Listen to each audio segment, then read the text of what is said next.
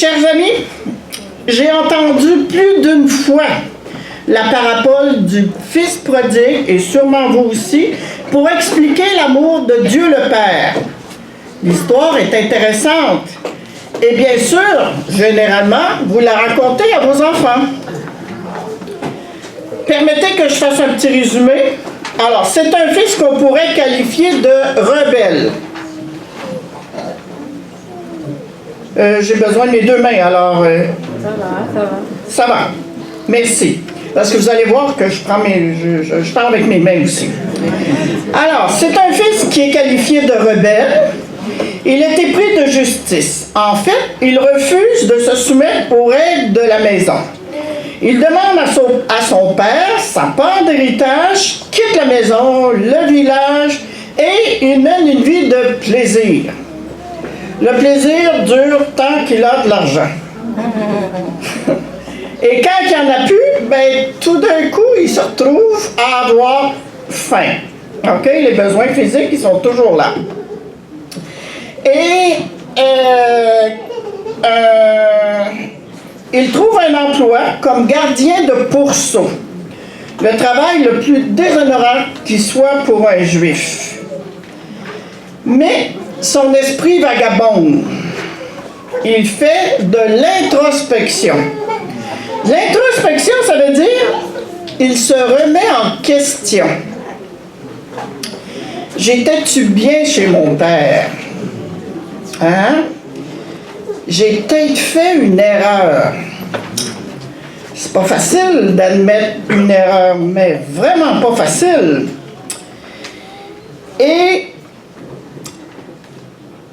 Mais la fin le fait réfléchir, et ce questionnement chez ce jeune homme est un signe de maturité. Alors, il décide de revenir chez son père, où il est accueilli avec amour et une grande fête. La dernière fois que j'ai entendu cette histoire, le frère aîné me questionnait. Écoutez, loin de moi l'idée de psychologiser la Bible. La psychologie, c'est l'étude de l'être humain, la compréhension de la personne. Et les gens qui sont décrits dans la Bible, est-ce que c'est pareil aujourd'hui? Est-ce que nous sommes pareils aujourd'hui? Non, on est mieux.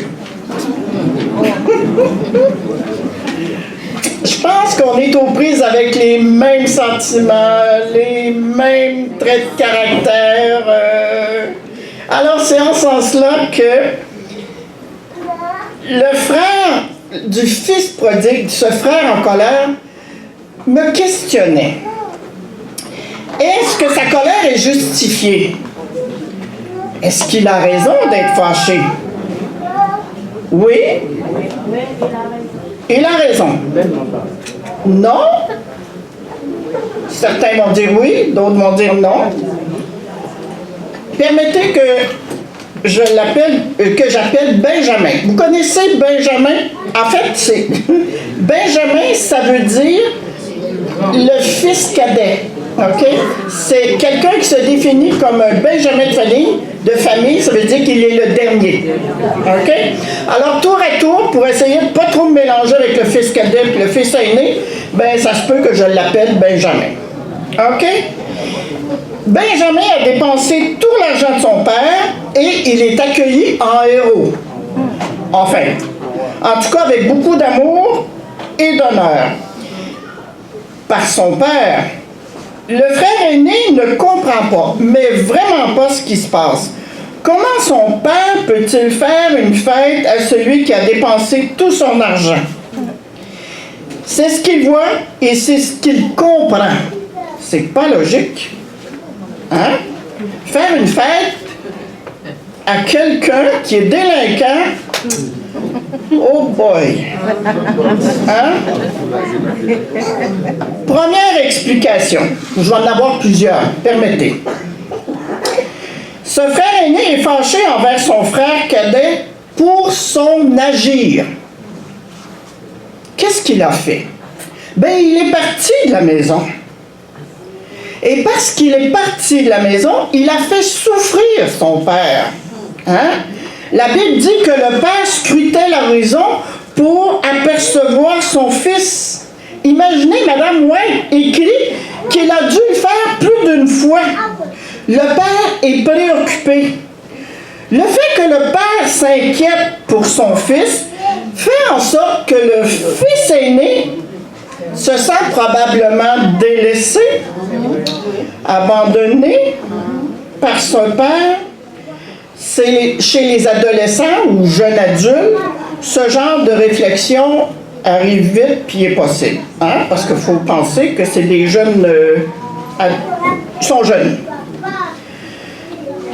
Du fait qu'il sent son père préoccupé, il ne va pas déranger son père. OK? Il va se sacrifier. C'est-à-dire qu'il va taire ses besoins. OK? Mon père a assez de soucis comme cela, je ne vais pas le déranger puis lui donner un fardeau de plus avec mes problèmes.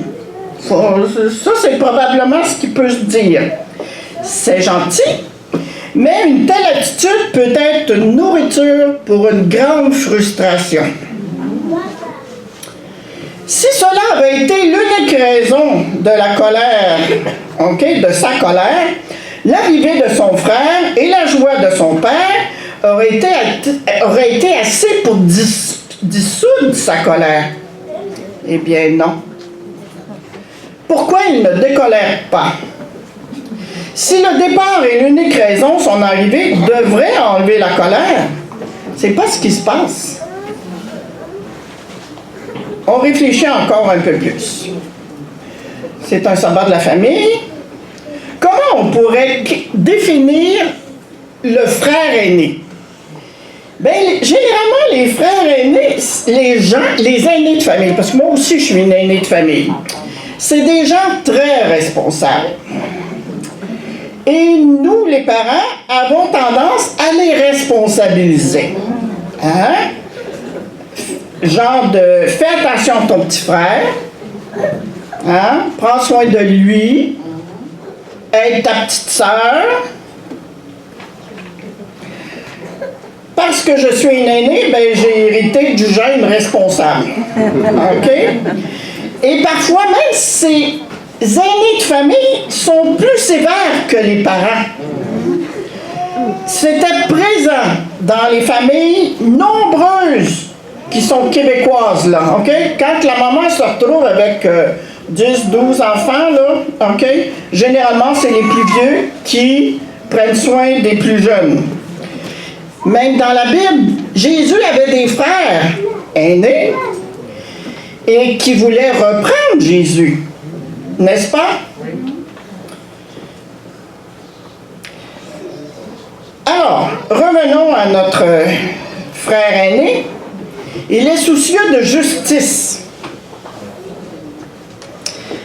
Ma première compréhension est que le fils cadet a dépensé tout son héritage, alors il n'a plus rien. Donc, il doit vivre avec la conséquence de ses gestes. Madame White explique la symbolique de l'amour du père.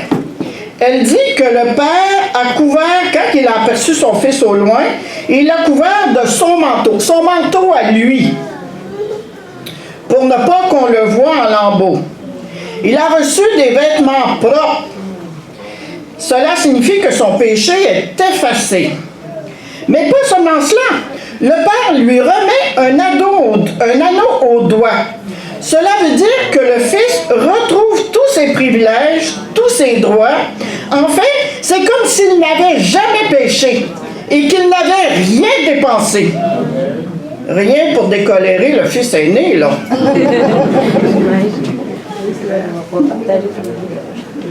Un mur de silence est parfois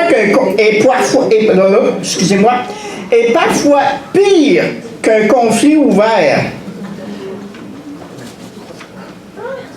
Certains définissent cela comme une attitude chrétienne. Hein? On va dire à un de nos enfants, sois donc raisonnable. Hein? T'es plus grand, sois raisonnable.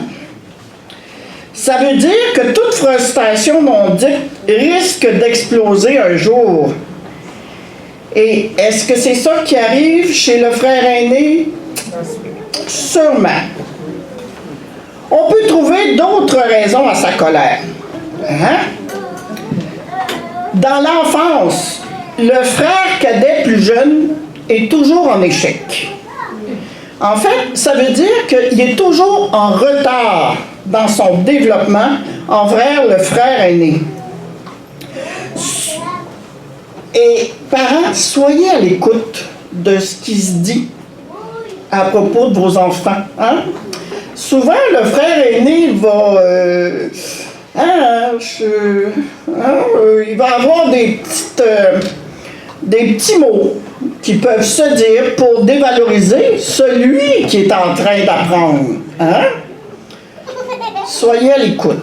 Là, c'est vraiment important ce que je suis en train de dire.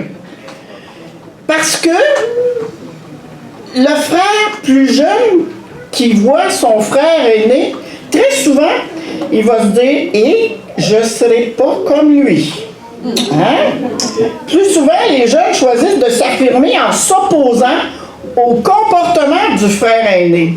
Alors, si le frère aîné est sage, vous avez des bonnes chances que le frère plus jeune soit un petit peu plus rebelle.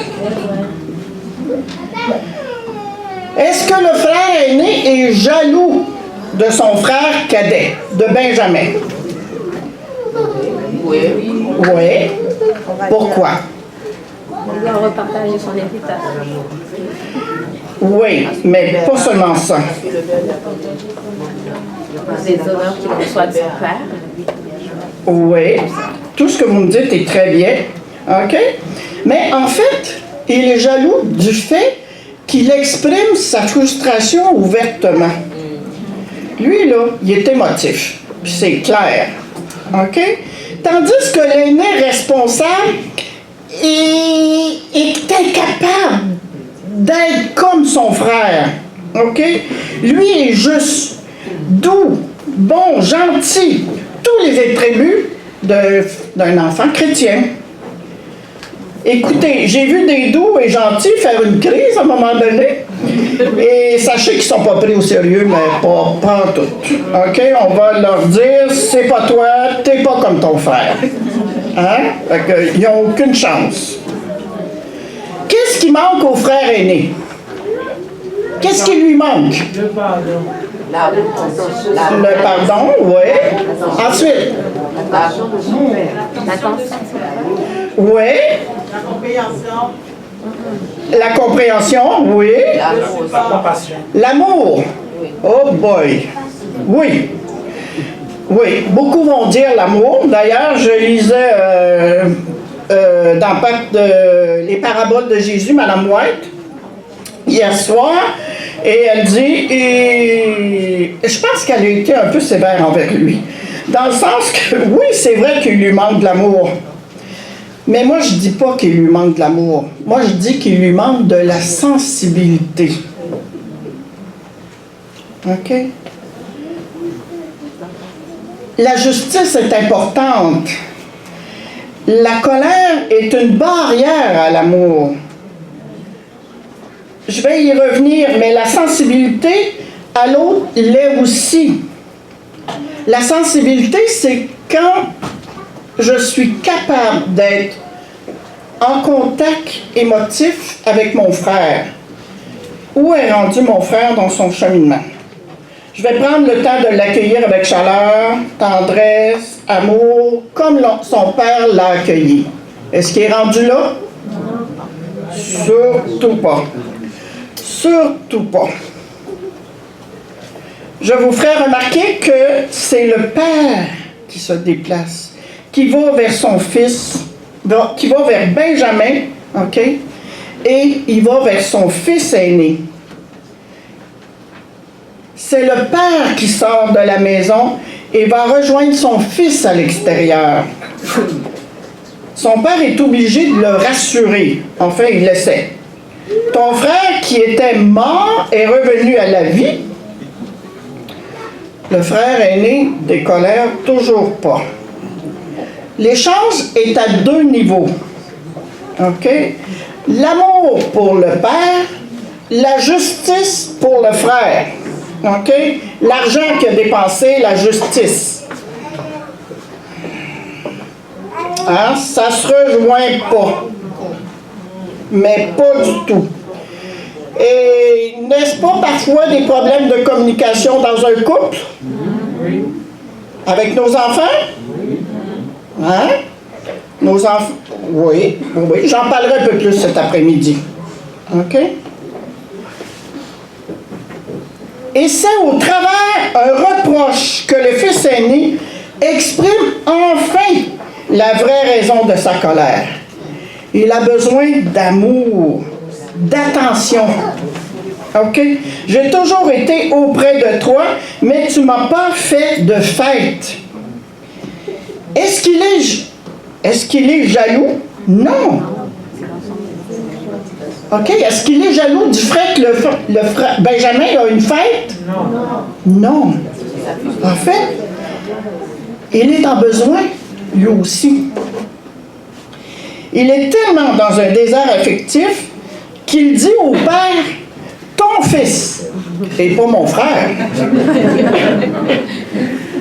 OK? Il ne voit pas que c'est lui qui s'est éloigné affectivement du père. OK? Qui ne s'est pas confié, qui n'a pas demandé de l'aide. Il s'est sacrifié. J'ai fait une parenthèse, mais je pense que je vais la dire. Est-ce que c'est le temps de lui dire ça au fils quand il est dans ses émotions jusqu'au plafond comme ça, là?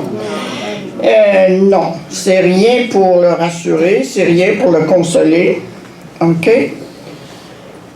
Qu'est-ce qu'on fait? Qu'est-ce qu'on fait? Qu'est-ce qu'on fait? L'aîné a ses raisons d'être en colère, puis le père veut lui parler d'amour. OK? Mais l'amour ne passe pas parce que la colère est un mur. Un mur. OK? Ça ne passe pas. Alors, qu'est-ce qu'on fait? Bien, je pense que la Bible ne dit pas. OK? Mais permettez que on essaie de trouver une solution. Hein? Permettez que j'en trouve une. Qu'est-ce qu'on fait en tant que parent devant autant de frustration? OK? Bien, je pense que c'est le père qui doit monter au niveau de l'enfant. OK? Puis d'essayer d'entendre sa frustration, sa colère. Même si elle n'est pas la meilleure même si elle n'est pas bienvenue. OK?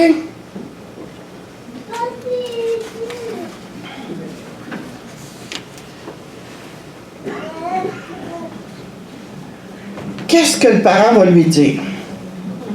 Hein? Il va lui dire, il va reconnaître, « Oh, je vois que tu es très en colère. » D'accord. OK. Oui. Tu crois vraiment que je t'aime pas. OK? Que je préfère ton frère à toi. Enfin, hein, vous voyez le scénario, là? OK? Il a grandement besoin d'être rassuré, OK, par le père. Il a grandement besoin d'être confirmé qu'il est important. C'est ça son besoin. Alors, est-ce que le père va le faire? Dans le meilleur des scénarios, oui, il faut le faire. OK? Puis lui dire que c'est lui qui s'est éloigné de moi, mais ça, on attend un peu. Là. On attend que ce soit un peu plus calme. Là, parce que si vous faites ça au moment où il est en colère, vous venez de jeter de l'huile sur du feu. Ça va être encore plus explosif. Voyez-vous, c'est pour ça que certains de nous, parents, OK? Moi, j'ai pas d'enfants, mais dans mon bureau, j'en ai plein d'enfants. OK? Et moi aussi, je pèse mes mots. OK? Alors, il faut choisir le temps pour l'exprimer, pour lui dire que c'est lui qui s'est éloigné de la bonté du Père. Jésus utilise les paraboles pour nous enseigner, pour qu'on se questionne sur notre humanité. Vous avez deux frères qui expliquent ouvertement leur frustration, leur colère. Mais ils sont différents. OK? Benjamin va l'avoir fait dans un agir. OK? Il va être parti, il n'est plus capable. OK? Et il réfléchit, puis il revient à de meilleurs sentiments. Le frère aîné, lui, il reste là. OK? Il s'accommode. Est-ce qu'il est soumis au dictat des règles de la maison, puis peut-être, OK? Mais le cœur n'y est pas. OK? Est-ce qu'il le fait pour faire plaisir à son père? Est-ce qu'il le fait par tradition? Est-ce qu'il le fait pour être juste dans le bon groupe? Hein? Ici, nous, les chrétiens, là, la seule raison qu'on est ici, c'est pour aller au ciel. Enfin, mon passé catholique ressurgit, OK? Mais pour être, se retrouver dans le ciel. Bon, pour le moment, c'est le mot qui me vient. OK? Alors, on a toutes les bonnes raisons d'être ici, mais est-ce que le cœur y est? Ce qu'on va remarquer chez ces gens-là, c'est qu'il y a une certaine suffisance. Vous allez voir, le cœur est fermé.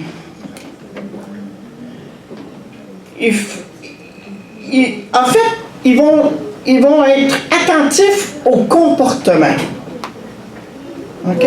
C'est en ce sens-là que la colère du frère aîné, c'est quelque chose qui ne doit pas exister. Ça ne doit pas être là. OK? Mais il y a ses raisons. Mais ce que j'essaie de vous dire, c'est que les deux frères sont en détresse. OK? Ils le font différemment. L'un, il se rebelle, puis l'autre, il s'accommode. Mais les deux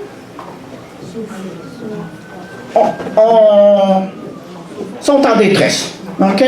Sont dans un désert affectif. Est-ce que l'amour de Dieu est juste? Oui. Est-ce que nous comprenons sa justice? Pas vraiment. Mais c'est pas de notre essor. Le Christ fut jugé comme un pécheur puisqu'il assuma la culpabilité, la responsabilité de nos péchés. Il fut condamné pour nos fautes dont il n'était pas coupable. Est-ce juste? Des gens m'ont dit que Dieu avait juste à changer sa loi et Jésus ne serait pas mort. Ouais, mais Dieu est juste, mais pas selon nos critères à nous.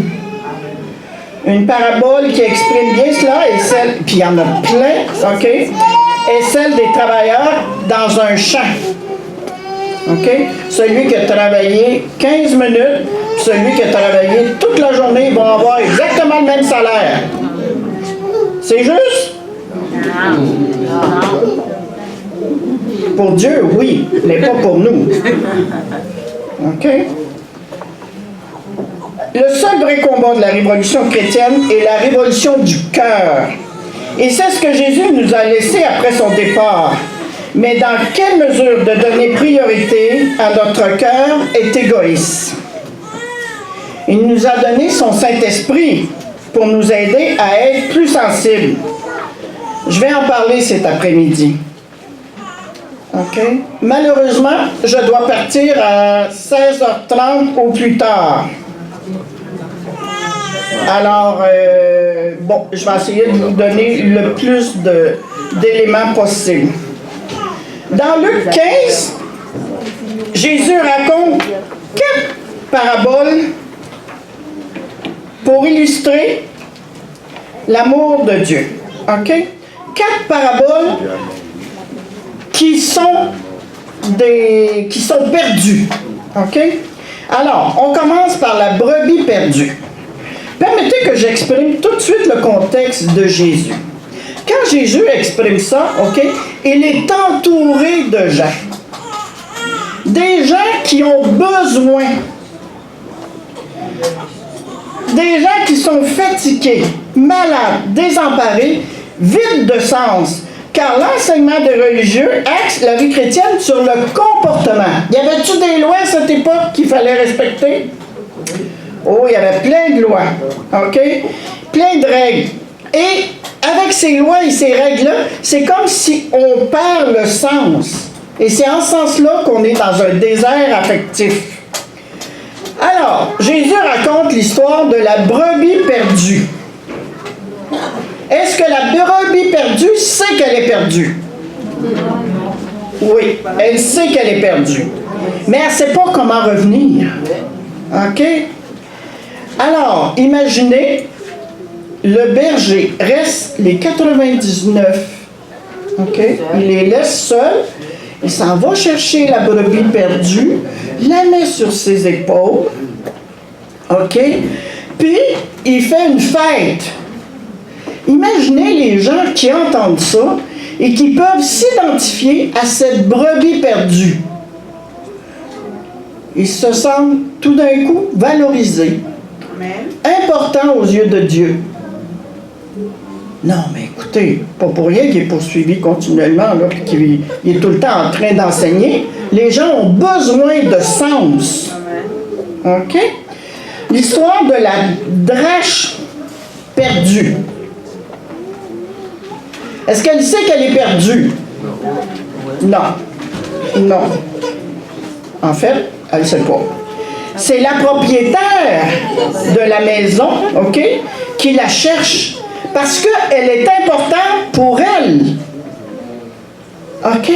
Puis lorsqu'elle la trouve, elle se réjouit, OK? Puis elle dit à tout le monde, puis encore une fois, elle fait la fête.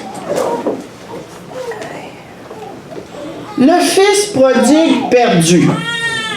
Est-ce qu'il sait qu'il est perdu? Oui. Oui. Est-ce qu'il sait le chemin pour retourner à la maison du Père? Oui. Est-ce que son père a été le chercher? Non. Non. Il attend son retour parce que le fils doit maturer. Le fils aîné, est-ce qu'il sait, lui, qu'il est perdu? Non. Toute la maison.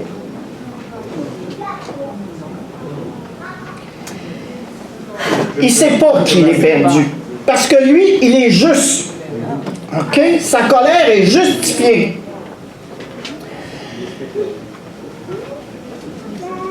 Le père doit d'abord entendre sa colère, le rassurer, le confirmer, OK? Sans reproche. Et après, il va lui dire, mon fils, c'est toi qui s'est éloigné de moi. Jésus raconte ces paraboles dans un contexte bien spécial. Parce qu'il y a les scribes et les pharisiens qui sont dans la deuxième rangée. OK? La première rangée, c'est les gens qui ont besoin d'amour, qui ont besoin d'être valorisés. Mais la deuxième rangée, là, vous avez les scribes qui sont là. OK? Puis qui murmurent, puis qui critiquent en disant que Jésus accueille les gens de mauvaise vie. Et boy, les gens de mauvaise vie, là, on en prend soin. Ouais. Jésus raconte cette parabole pour illustrer que ceux qui sont perdus, malades, pauvres, mais qui cherchent, ressemblent à ce fils prodigue. Mais qui cherchent. OK. Mais qui cherchent. Alors que ceux qui critiquent ressemblent à ce frère aîné qui n'est pas content de voir son fils cadet revenu à la maison. Est-ce que sincèrement, je puis être dans l'erreur? Est-ce que je peux faire fausse route sincèrement? Oui. Très bien. Jusqu'à preuve du contraire. Dieu merci, nous sommes ici aujourd'hui car nous sommes laissés trouver par le Seigneur. Amen. Par notre repentance, il y a de la joie dans le ciel. C'est nous qui sommes l'objet de la célébration et non ce que nous avons fait. Nous sommes le focus de Dieu. Réjouissons-nous avec le ciel. Amen. Nous étions perdus et nous sommes retrouvés. OK? Nous étions morts et nous sommes revenus à la vie. Amen. Amen. Nous étions aveugles et maintenant nous pouvons voir. Amen. Nous avons répondu à la grâce qui nous est offerte. Dans son histoire, Dieu veut montrer qu'il nous aime. Il nous importe peu ce que nous avons fait. Dieu nous aime inconditionnellement, et quel que soit notre état et notre situation, il ne nous aimera pas moins. Il nous aime d'un amour éternel. Il nous rappelle dans son histoire qu'il nous a offert sa grâce, pas parce que nous la méritons, pas parce que nous faisons quelque chose mais pour ce que nous sommes. Dieu regarde les cœurs, car Dieu change notre cœur de pierre en un cœur. Il veut changer notre cœur de pierre en un cœur de chair. Ouais, mais un cœur de chair, ça fait mal. J'en reparlerai cet après-midi, rappelez-le-moi. Un cœur de chair, ça peut faire mal, mais c'est important. OK? Aujourd'hui, acceptons cette grâce et soyons reconnaissants. Merci de votre attention et que Dieu vous bénisse abondamment. Amen.